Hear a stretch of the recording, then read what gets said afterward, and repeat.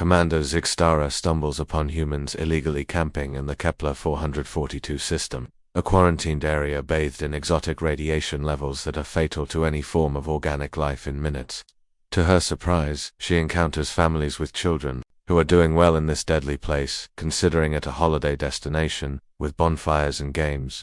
The humans have the right permits, and have been visiting the planet legally for years. Since contact, their species has developed a surprising tolerance for radiation. A species that was categorized as Category 3 low radiation tolerance is now identified as Category 1 extreme environmental hardiness. On this planet, the strange component, radiation, does not harm human biology but instead has proved to be curative. The story discloses that, far from being alone, humans have long been stealthily colonizing dozens of worlds inimical to other species, terraforming civilization, ending wastelands into tourist hives. Commander Zixtara knows that the galaxy had grossly underestimated human adaptability, and that the human gene pool is now reaching critical mass. Commander Zixtara stumbles upon humans illegally camping in the Kepler 442 system, a quarantined area bathed in exotic radiation levels that are fatal to any form of organic life in minutes. To her surprise, she encounters families with children, who are doing well in this deadly place, considering it a holiday destination, with bonfires and games.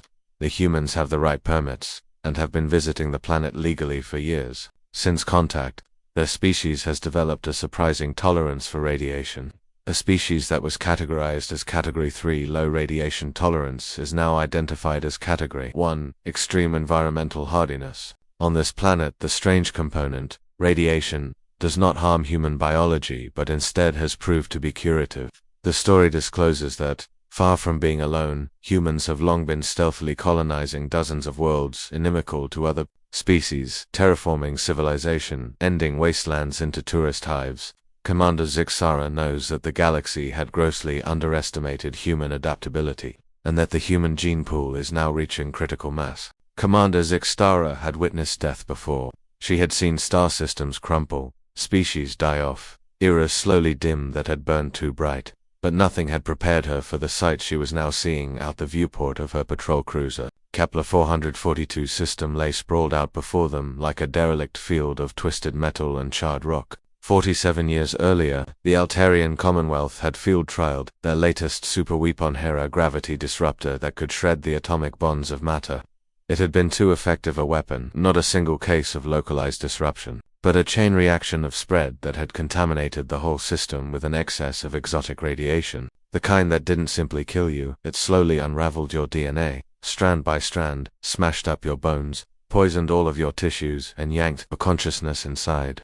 A dying husk for weeks before the sweet release of death, the Galactic Council had sealed off the system right away. Alarm signs all around each entrance. The radiation was so high that it would only really be safe under their best armor for a few hours at best. There is no known species that could survive here. The half-life of exotic particles was read at 12,000 years. So then, why was her scanner registering 17 different species on the surface of Kepler 442b? Tactical Officer Quinder, she said with weight, evidence that she'd been in charge of patrol fleets for over 2 decades. Confirm those readings. The insectoid officer's mandibles clicked as he absorbed the information. Confirmed, Commander. Several life signs all clustered around the wreckage of the old station. The signatures are ... unusual. Zixtara's scales began to darken, as if she suddenly found herself in a stressful situation which among her people she had. Unusual how? They appear to be thriving. Hearts beat faster but steady. No evidence of cellular necrosis or radiation sickness. Their biometric readings even signal that they are feeling an emotional state we would describe as excitement. Her second-in-command, Lieutenant Commander Veltros, floated to a position nearer to them. His presence was gassy and speckled with anxiety. Commander, that's impossible. The radiation down there would fry any organic creature that we know of within seconds. I know what can and what can't happen, Lieutenant Commander. Zixtara's tail lashed behind her. But there is something down there and it's our task to explore. They might be survivors of a smuggling run gone bad. Could be a botched rescue of some kind. She stopped and peered more closely at the readings. Prepare a full hazmat team. Maximum radiation protection. We're going down. Descending through the atmosphere of Kepler 442b was like swimming through a river of fire. The exotic rays made the sky a tormented calamity of color that bore no name in any language. Alarms were continuously shrieking inside the shuttle as their radiation meters pegged out. They'd still have maybe 2 hours, even in full protective gear, before exposure was lethal. Even as they burst through the lower atmosphere, the surface was visible. It was a hellscape of shattered metal and crystallized sand. The research facility that had once been home to 3,000 researchers was now an undulating waste of melted-down buildings and bizarre, geometric shapes generated by the gravity, weapons damage to space-time itself. But amid the ruins were some things that didn't seem to add up. Brightly colored fabric structures, some kind of notes in organized rows of small cars that looked like they had been parked, and most chilling of all, what looked like recreation areas with seating and fire pits. Commander came Quinder's voice over the comm. I'm detecting combustion signatures. Multiple small fires. And he hesitated, checking his instruments once more. Music.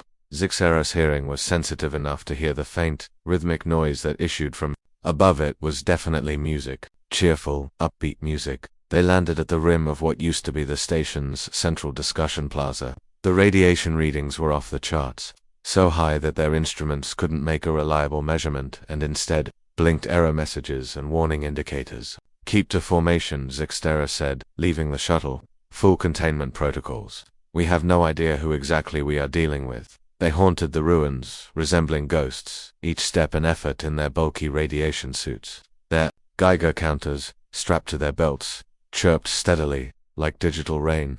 The noises became more distinct as they neared the life signs. Definitely music, but also voices, laughter. It was laughter in the most irradiated corner of the known galaxy. They rose over a small pile of rubble and then stopped. Laid out amidst the gnarled wreckage of the research station in the valley below was, for lack of a better term, a campsite. Dozens of tiny shelters, tents, the tactical officer told them, were neatly lined up. The larger one in the middle seemed like a communal area of sorts. Of a few of the fire pits, smoke wafted into the air, and weaving in and out of it, or with no barrier from the harmful radiation, beings whom Zixera even knew from the Galactic databanks. Humans. A pair of humans, adults who were nurturing one of the fires, were grilling something over the flames. A number of small humans, children, she identified, were racing between the tents, playing some kind of game that involved pursuing one another and shouting. In a foldable chair, an older human reading what appeared to be a physical book. Not one had been entirely exposed to radiation doses that should have killed them hours before. Commander Veltros spoke over the comm unit. This is impossible. Humans are a Tier 3 race. They just barely made it through their own atomic era. They should have been turned to ash from that amount of radiation the instant they stepped on this planet. Zixera was about to answer when a human child spotted them. The little creature pointed at them and shouted something in their guttural tone. It took only seconds before all of the humans halted and watched the patrol flying overhead. One of the adult humans, male by the looks of sex markers, started walking towards them. He was tall and his gray hair and weathered skin belied his species, but he carried himself with the self-assured swagger of someone who did belong here, not the fumbling, desperate movements of a dying radiation victim. "Hello there," the only human bellowed in accented but comprehensible faith standard. "You guys from the patrol fleet. We had been waiting for someone to show up to make sure we were okay." Zixera felt her world shift. This human wasn't just still alive, he was healthy, happy, even, and he was speaking as if the fact that they were here was completely ordinary. "Sir," she croaked through her suit speakers, "you need to evacuate immediately. This whole process right now is in HECK. The levels of radiation in these interiors are lethal to everything we know on Earth that is living." The human, he was wearing plain clothes, not something that was going to shield him for the exotic radiation. She could see that now, smiled. "Oh, you mean the sparkly stuff? Yeah, we know about that. Takes a bit of getting used to, but I don't notice it so much now. I'm Marcus Chen, by the way, coordinator at Earth Tourism Group 47 Camp." Tourism Group, Veltros sputtered. "This is a quarantine zone." Marcus nodded enthusiastically.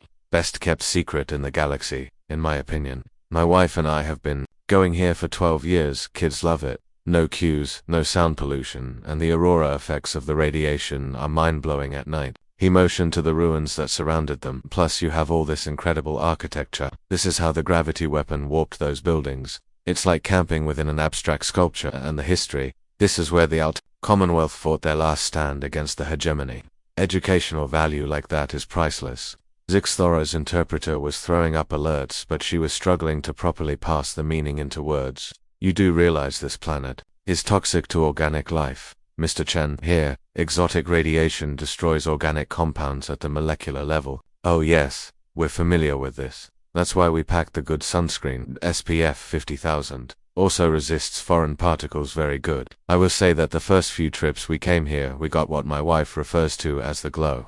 Nothing too serious, just some light cellular reconfiguration, but that's all part of the experience, right? He gestured at a gaggle of human adolescents that was now coming towards them with the courageous stupidity that seemed to drive their kind. Kids adapt even more than we do. Little Sarah over there, Carol's been bringing her here since she was 3. She gets seasick when we return to Earth now. The atmosphere is too rich in oxygen, there is no background radiation. Her body's used to the exotic particles. One of the children, Sarah it would seem, simply strolled up to Zixthara's heavily bound figure. The child looked no more than 8, with wide eyes and a gap-toothed grin. Her skin had a slight glow to it, which Zixthara considered was most likely due to radiation. Are you guys aliens? I see, Sarah said in perfect galactic standard. We studied different species in class, but we've never seen any kind up close. Is that your true color or is that your suit? Zixthara was speechless for once. This kid's been subjected to enough radiation to incinerate a Thorian battlecruiser, and she's talking about freckles like they've just met at the school playground. Leave the nice patrolman alone, Sarah, Marcus called. They're likely conducting official business here. He turned back to Zixthara. You all are welcome to stay for dinner if you'd like. We have more than enough in the way of food, and the children would be delighted to hear of your ship.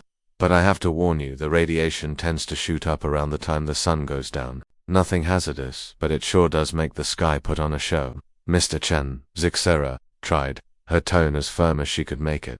I am Commander Zixthara of the Galactic Patrol. This system is in Class 1 quarantine. Your being here is not only illegal, it's suicidal. I command you to retreat at once.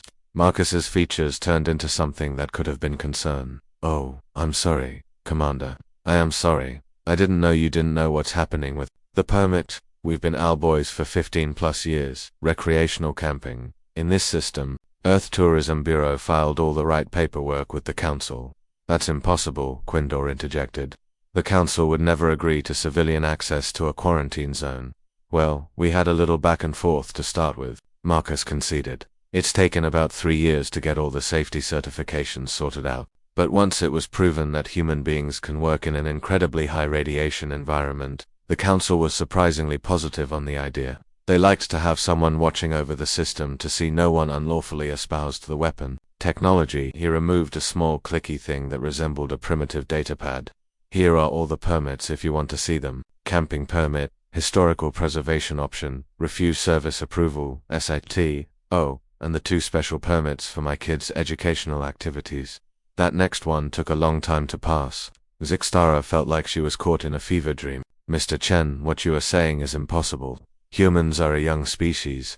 You've barely achieved interstellar travel. Your biology is nowhere near tough enough to weather this amount of radiation. I believe you have some old information on that one, Marcus said tactfully. People have been dealing with radiation for a very long time. We were built on a planet with a pretty thin atmosphere and lots of background radiation from cosmic rays, and then our grandparents made it through an entire atomic era with that constant exposure of nuclear fallout. We're tougher than we look. He motioned to a woman walking toward them. She appeared about the same age as Marcus, with graying hair and that vaguely glowing skin. This is my wife, Jennifer. She's a xenobiologist. I don't know, she could give you the science even better than I can.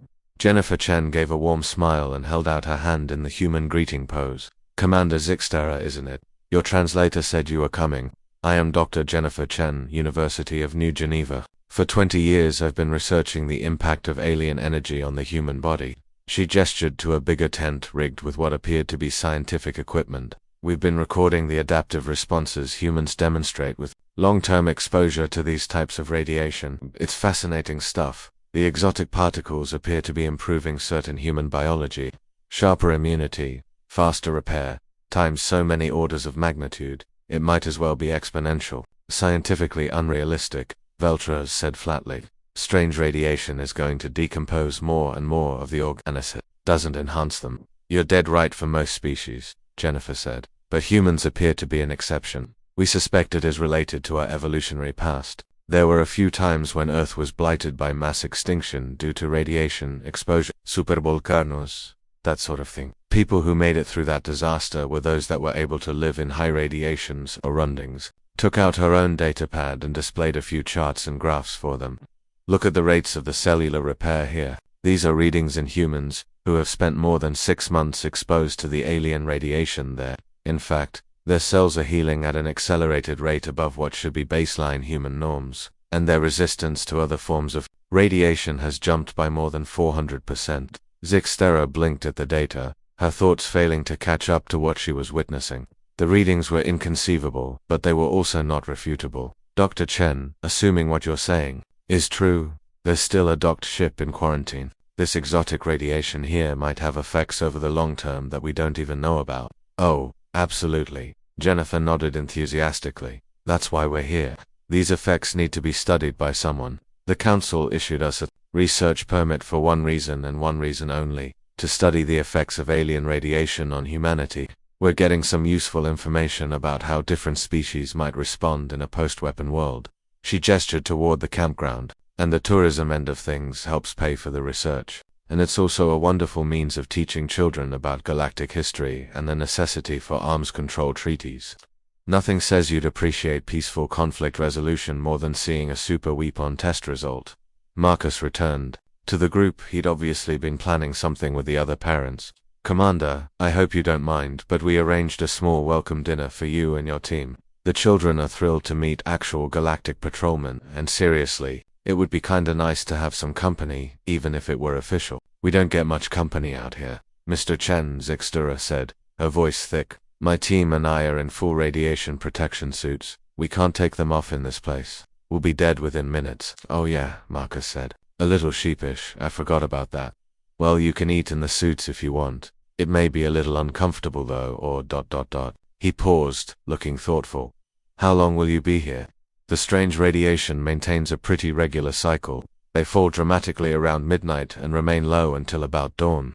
It would be the safest time to experience the atmosphere. Without protection, Mr. Chenzixthara said, her patience finally worn to the brink. There is no safe time. Life cannot exist here. The background radiation is deadly to all known living creatures. What you and your family are doing is not possible. With all due respect, Commander, Jennifer broke in gently, I think there might be some sort of misunderstanding here. When you say all known forms of life, would that include humans? Indeed, I do mean humans, snapped Zixtera. Species, humans, is one of a Category 3 level, low resistance to radiation, hardly any environmental adaptation, little genetic robustness. Jennifer and Marcus exchanged glances that may have been amused. Commander, Jennifer spoke, carefully, how recently has the Galactic Council updated their biographical analysis of human capacities? Zixtera consulted her datapad. The last full survey had been made 47 years before, soon after our first contact. Ah, Marcus nodded. That explains a lot. The humans have changed quite a lot since we have spread the length of dozens of star systems and adapted to all manner of habitats. Low gravity, high gravity, poisonous atmospheres, intense levels of radiation. We're not the same species we were when we discovered each other. Humans don't evolve that fast, Quinder objected. Evolutionary adaptation takes millennia for most of them, yes, Jennifer said. But humans have some advantages. We multiply very rapidly, we have very short generation times, and we're very genetically diverse. And we're actually doing a fairly good job at using technology to make ourselves better at adapting naturally. She held her arm out, and Zixtera saw something, a small device that appeared to be inserted just under the skin. Biological enhancement implant. It is a sensor for radiation exposure, and an activator of cellular responses to that radiation. You know, humans who spend time in high radiation areas, pretty much all of them have these now, and the children? Veltros inquired, his gaseous body wavering with fear. They do not seem to have technological cover. Kids adapt naturally, Marcus explained. Their cells are more malleable than adult cells. Leave them in a high radiation environment for a few days, and their bodies will begin making the needed enzymes and repair factors. In fact, it's easier for them than it is for adults. He indicated Sarah, who was now playing some sort of game with the other children, jumping on the twisted forms of metal caused by the gravity weapon. Sarah started coming here when she was 3. Her body is so accustomed to this environment that she's actually in poor health when we return to the Earth. Too much oxygen, not enough cosmic background radiation. This is madness, Zik muttered. Needs to get in touch with the council right away. Of course, Jennifer said, but I'll have to tell you communications can get a bit spotty out here. Most conventional communication arrays are useless against the strange radiation. We've had to install some special equipment to keep communicating with the outside. She pointed toward a big array of antennae that had been erected on one of the higher ridges. We can do something with your signal, if you want to file a report. Although, I must say, Council Representative Zilphus was here only a month ago for her annual audit. She seemed pretty happy with how we're managing the site. Zixera felt the world tilting under her. Representative Zilphus was here. In person, oh yes, Marcus nodded. Every year she comes out to look at our progress. In fact, she is the one who recommended that we grow the educational programs, that it was good to have someone documenting the long-term results of using a superweapon. Of course she was in a radiation suit, Jennifer added. Nonetheless, our city council doesn't have the same adaptive intelligence that humans do, but she ended up staying for 3 days and was clearly very interested in the data we were gathering. Zixera switched on her comm and attempted to hail her ship. The signal was faint, but she was able to connect with her communications officer, Officer Nixtel. I want you to get in touch with Council headquarters at once, in request of all files regarding human touristic and research, trips to the Kepler 442 system. There was a slight pause, before Nixtel's voice crackled to life on the other end. Major, I've got several authentic permits and licenses right here. Earth Tourist Department, Human Survival Conclave, Council of Hazardous Environment, Halflings, all current and properly filed. What about the quarantine order? Zixtera demanded. Still in effect, Commander, but there are exceptions for licensed research and approved tourism operations. Cross-references on all permits are correct. Zixtera closed her eyes, taking in what she was being told. Officer Nixtel, Captain DeLanga requesting access. To Council Medical Board, please. I need an up 2-minute assessment of biological tolerance levels of human beings to radiation. Already on it, Commander. I'm receiving updated files now. There was another pause. Commander, latest readings place humans as Class 1 species for radiation tolerance. Strong ability of resistance to environmental hazard and of adaptation. Excellent genetic stability under stress. That's impossible, Zixtera said. 47 years ago, they were a Category 3. Yes, Commander. But human biology, according to these files, has been heavily adapted since first contact. We've been monitoring these trends for over 20 years now for the Council Medical Board. Zixtara was weak in the knees. The human children splashed around her, still playing their games, continuing to be unaware of why it was that they were still living in a place that should have killed them outright. Commander, Marcus said softly, I think you'd better sit down. You look a bit overwhelmed. I'm okay, Zixtera responded by rote, but took the folding chair that Jennifer offered to her. I just want to know what's going on in here, while Jennifer said, taking a seat by Olivia. The abridged version is, humans are way more adaptable than anyone gave them credit for. We were very fearful, when we first saw these other environments, that these were going to need huge technological protection. But, as it turns out, human biology is very good at coping with adversity. She waved at the rubble surrounding them. This is actually the perfect place for the study of these adaptations. The exotic radiation is persistent and well documented. Here we can see precisely how human physiology adapts over the long term. And the tourism aspect? Zixtera asked weakly. Okay, well, once we demonstrated that it was safe for humans to visit these environments, the word got out, Marcus said. Apparently there's a large market for extreme environment tourism. People pay good money to visit places no other species on Earth can. He produced another datapad and displayed a number of promotional images to her. We have trips to radioactive worlds, to high-gravity planets, and to planets with toxic atmospheres. Any place that's, like, uninhospitable by galactic standards, you'll find humans single-tenting and drink it in, man. But why, Zixtera asked, who in their right mind wants to visit a place like this? Because it's so beautiful, Sarah said, having apparently overheard our conversation. She sat on Marcus' lap and stared right at Zixtera. The night lights are incredible, and the formations of twisted metal change color as the levels of radiation change. Plus, it's quiet, no traffic, no crowds, no pollution, and educational, Jennifer added. This is a living history. The children sent here learn about the dangers of experimenting with weapon development, the value of international cooperation, the science of environmental adaptation. You can't get that kind of education sitting in a classroom. It's just one of the planets in the galaxy where humans can go, and they don't have to worry about blending in with other humanoids, Marcus said, grinning. We can be ourselves, without having to be afraid of offending someone or stepping on some cultural tripwire. Zixthera took in the new campground with fresh eyes. The humans weren't merely surviving in this environment, they were thriving. They had created a community out of the remnants of a civilization-ending weapon. They were rearing their children in a place declared uninhabitable. Commander, Voltra's voice came over the your orders. Zixtara considered her options. She could potentially try to forcibly evacuate the humans, but the humans were obviously traveling legally, with permits. She could call this a quarantine order violation, but as far as she could tell, it wasn't. She could try to argue about the humans' safety, but they looked healthier and happier than any other being she'd traded with. You'll need to show me your permits, she said, at last. Sure, Marcus replied, handing over his datapad. Everything's in order. We have been very diligent about trying our best to comply with all regulations. Zixera paged through the documents, her translator straining to make sense of the dense legalese.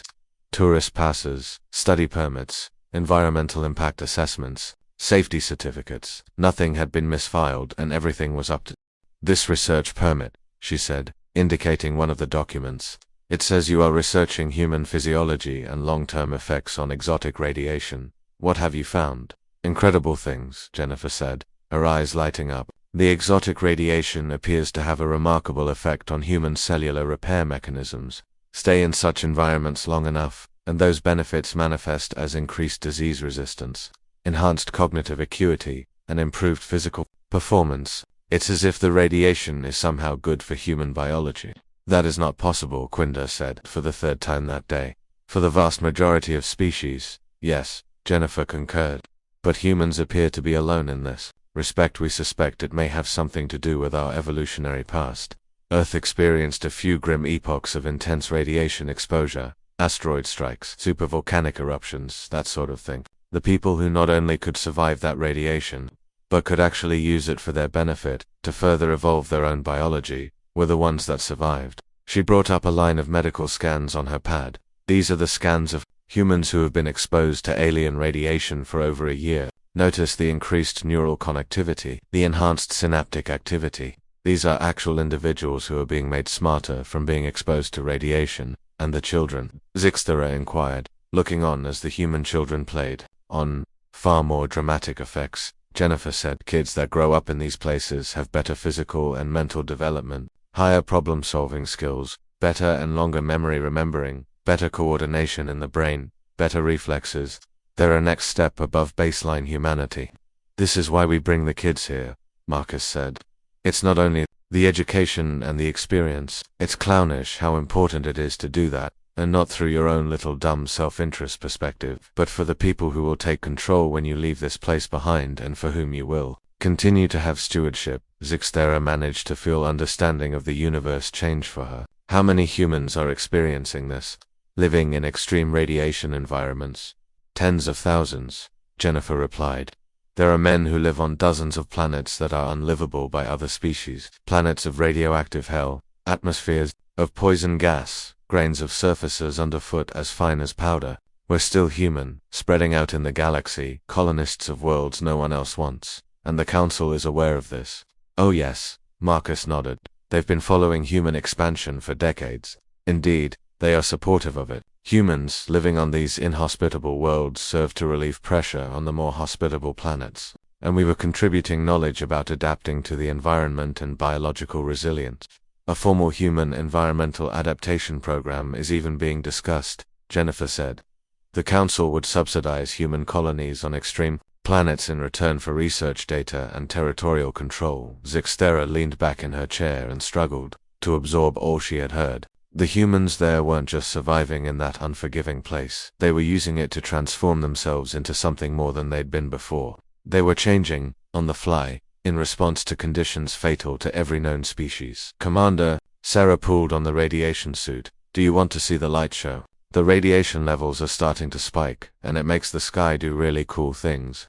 Zixthera stared at the sky, which had, in fact, begun to change color. The alien radiation was causing effects like the aurorae to spread across the sky with colors that had no name in any language she knew. "It's beautiful," she said softly. "Wait till there's no remnant of light left," Marcus said. "Then you will truly see something special. It sets the entire sky on fire, as if it were alive." As the sun dipped below the remains of the Kepler 442 research station, Zixthera observed the human children frolicking in the dim light. Their skin shone a little in the environment of radiations, and their laughter rang amid the twisted metal. "Growth Commander," Vulturus cut in over the cum. "Let's get back to the ship. We are being bombarded by radiation." In a moment, Zixthera replied. She looked at Jennifer and Marcus. "I need to ask you something. Are you happy here, really happy?" Jennifer's and Marcus's eyes met and they both smiled. Commander, Jennifer replied, "We have been married 23 years. We have been on 12 different worlds. We have raised our children in some of the most harshest environment the galaxy has to offer. And I can truly say that some of our happiest moments, they have been right here in this impossible place." "The kids are gonna remember this forever," Marcus said. "They will have grown up knowing there are no limits to the heights that humans can reach, the difference we can make, the limits we can transcend. It's worth more than any level of safety or comfort." Sarah came dashing towards them with a glowing face. Commander, look at the lights." Zixthera glanced up to the heavens and gasped. The aurora effects had deepened, and there was a play of lights across the sky. Colors that had no right to exist painted the darkness with impossible beauty. "It's the exotic radiation interacting with the magnetic field of the planet," Jennifer said. "These particles generate electromagnetic cascades that effectively create these patterns of light. It is entirely unique to this system. And humans can see this?" Zixthera asked. "Better than see it," said Sarah. "We can feel it. The radiation makes your skin tingle and your hair stand up, and it's like the entire universe is singing." Zixthera knew she was watching an event without precedent in the story of the galaxy, a species which had not only endured in an environment that should have destroyed them, but discovered beauty and wonder there as well. They had transformed a weapon of mass destruction into joy and growth. "We should go," she said at last. "But could we come again? With proper preparation, of course," Marcus said. "We'd love to have you back, and if you want an educated guess, I'm sure Jennifer would be happy to relay her discoveries to the Galactic Patrol." "I would indeed," Jennifer nodded. "The Council would love to know what we found out about human adaptability. It could affect how they perceive environmental problems and the colonization of planets." Zixthera glanced one last time at the human campground before they left. Kids were still playing beneath the impossible aurora, laughing, echoing off the ruins. Around their fires, the adults sat, talking and laughing together. A scene of domestic tranquility in the middle of a radioactive hellscape, Commander Quinder murmured as they started walking back toward their shuttle. "I still don't get how this is possible." "Neither do I," Zixthera admitted. "But I'm starting to wonder if we really know humans as well as we think we do. They aren't the same species any more than when we first made contact," Vulturus pointed out. "They've changed, evolved. It's adapted to circumstances that no other kind of life that we know of could adapt to. And they continue to change," Zixthera said. "Still adapting. And still they filled the Earth, surviving where they should have perished." From the windows of their shuttle, Zixthera looked down to see the base camp slowly receding from view as they lifted off. From the surface of Kepler 442b, the lights of the human habitation sparkled against the sable background of darkness, a little isle of life, of light and warmth in an ocean of desolation and death. "Head for Council HQ," she commanded. "I have a report to file." "What will you tell them?" Vulturus asked. Zixthera considered the question. "I'll tell them the truth. But human beings are not what we thought human beings were. But they can do things we never dreamed possible. And that perhaps it's time for us to recalibrate our sense of what's possible." Glancing at the stars, she pondered the significance of her observations. If humans could flourish where Kepler 442b is, what other unimaginable things might they be able to accomplish? What other boundaries may they want to cross? What else might they one day overcome? "Commander," the voice of her communications officer crackled through the com. "I'm getting a signal from Earth Tourism Bureau. They want a police escort for their next scheduled tour group to the Kepler 442 system. They seem to have over 300 humans signed up for the ride." Zixthera closed her eyes and imagined 300 humans, holidaying inside the ruins of a world-ending gun doing a line in the tent. Even a year ago, the notion would have seemed absurd. Now it seemed almost inevitable. "Tell them we'll be the escort," she said, and ask them if we can send some observers. "For research purposes." "Research purposes?" Quinder asked. "I think we have to figure out what we're dealing with," Zixera responds. "It changes everything if people can adapt to this kind of setting. What we know about biology, about environmental science, about events in the universe that can support life." She peered back at the vanishing planet with its aurora effect, splashing the sky with impossible hues. Maybe the humans are right. Perhaps what life is capable of adapting to, what it can prevail over, is without end. Maybe there are no limits. As the vessel erupted into hyperspace and disappeared from the system of Kepler 442, Zixera mentally reminded himself to suggest a complete overhaul of human capabilities. They were not just another species attempting to find their way in the galaxy. They were something different, something new, something unheard of. They were evolution at work, adaptation made flesh, life saying it refused to be confined in the categories of what was supposed to be possible, and they were making the galaxy's most treacherous spots into holiday destinations. This thought should have been horrifying. Instead, Zixera suddenly couldn't wait to see what impossible thing the humans would do next.